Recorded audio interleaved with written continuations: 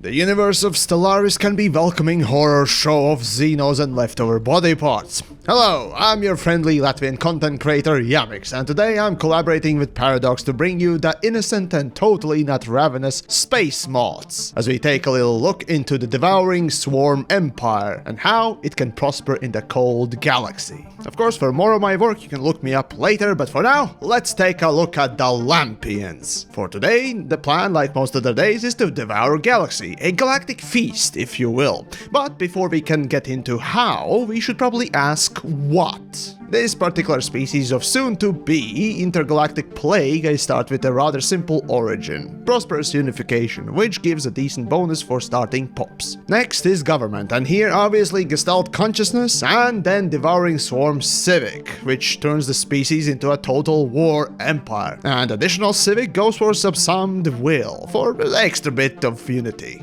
For species traits, I picked a few perks for science boosting and rapid breeding. To balance out also the positives, the unruly and slow learners are a good inconsequential picks. And the reason for picking science-based perks is simple. While in early game you can skirt by with just economy alone, science is what dominates the late game, so it's always good to pick something that will help you out with that. Afterwards, all that's really left is the look and the names for the species and the empire. Lamp.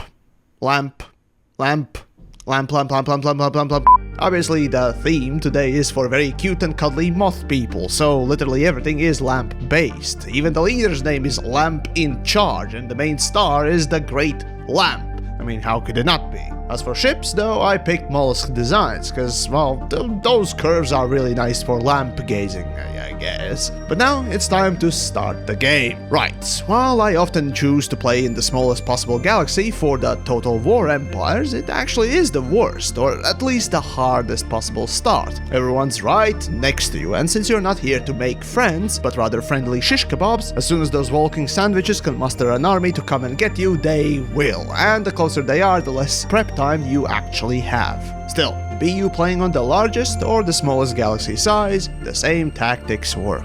So you load in and pick your standard opening gambit. Pick research accelerating technologies, except for one. Your safety hinges on one specific technology, which you must get as soon as possible. Strike craft. You pick that immediately. After that, any resource and military tech that you wish for. Send out your first science ship to survey for choke point systems, order the construction ship to build resource station, and then follow the science ship, and then it's time to unpause and let it rip. For Devouring Swarm, like all the other Total War empires, war is inevitable. Everyone hates you and you're alone versus the galaxy. So the plan is, most importantly, to set up borders and find your neighbors. For this, I usually go with no less than 3 science ships and send them out to 4 winds. That is, on every direction as far as possible. Now, once you meet the proverbial Thanksgiving turkeys, intelligent biological or mechanical beings, it's time to set up the choke point. Find a system in the galaxy node map that your opponent will definitely go through, and start building a defense station with those strike craft. They are the ones that give the station the most power. That's why it is the most important technology to get as soon as possible. Once the border is set, you can wait for your opponent to declare war. It's not a question of if, but when. This, well, in general is not a bad idea, it's not a good one either. See, the AI will attack when they are ready. However, if the border station is ready already, then declare the war on them. This will force them to attack you early.